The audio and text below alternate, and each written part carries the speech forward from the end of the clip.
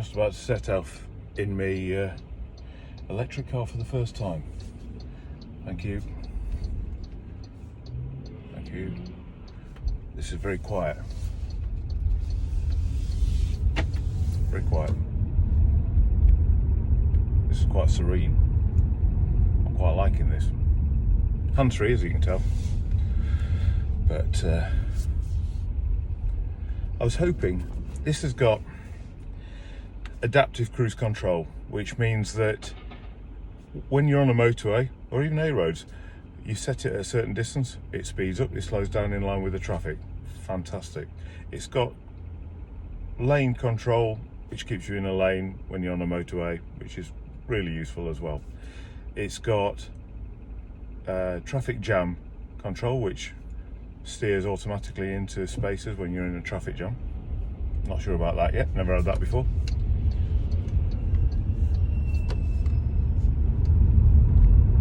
I will get used to it being seamlessly quiet, but not yet. It's very nice. It's made in China, designed in the UK, in a design studio that's set up over here, and it has.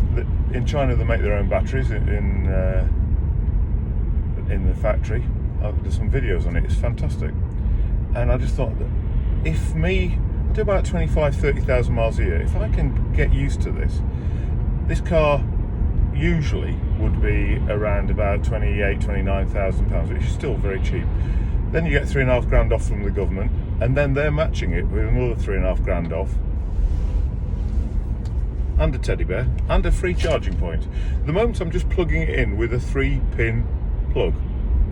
Now it will take a long time, but most of the time cars are sitting overnight. I am going to get a 7.5 kilowatt one. It's interesting, when you start getting into electric cars, you start thinking in a totally different way. So for example, for each kilowatt hour, you think of a 3-bar electric fire if you're old enough.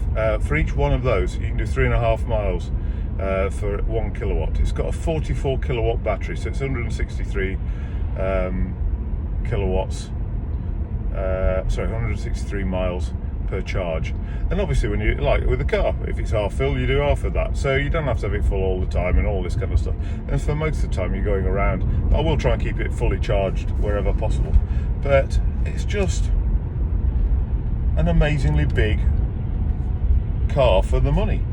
So it's 5 seats, it's got a hatchback, big boot, proper boot. The batteries are under the floor, so it's got the same size boot as a normal car. It's got vegan leather seats, which quite often Teslas have just brought out vegan leather seats as well. So they're like leather, they feel like leather, and they've got heated. Actually, I've got to find out where heated seats. It's running cold here today, so there you go. Heated seats. It's got every bit of whatever you could reasonably need, and some other stuff. So it's got a KERS button as well, so if you're a Formula 1 fan, you'll like that. So I'm going to put KERS on 3. There we go, it's on 3, which is max KERS, so you really don't need brakes. Servicing is quite interesting. There's the guy, Dennis. What do you do in servicing? Well, there isn't an awful lot, just check things over. And I said, what's the most kind of thing you replace? He said, your windscreen wipers. Your windscreen wipers. That's it.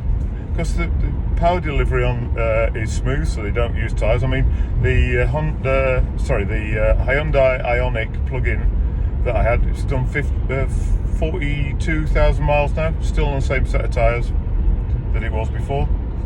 Never from new. Brakes, because you're using KERS, when you take your foot off the brake, it kind of brakes itself. It's pretty good. You don't need to use your brakes much at all, and so yeah, you don't. There's nothing really. It's very efficient car for that reason. So yeah, I'm quite engaged by the whole thing already.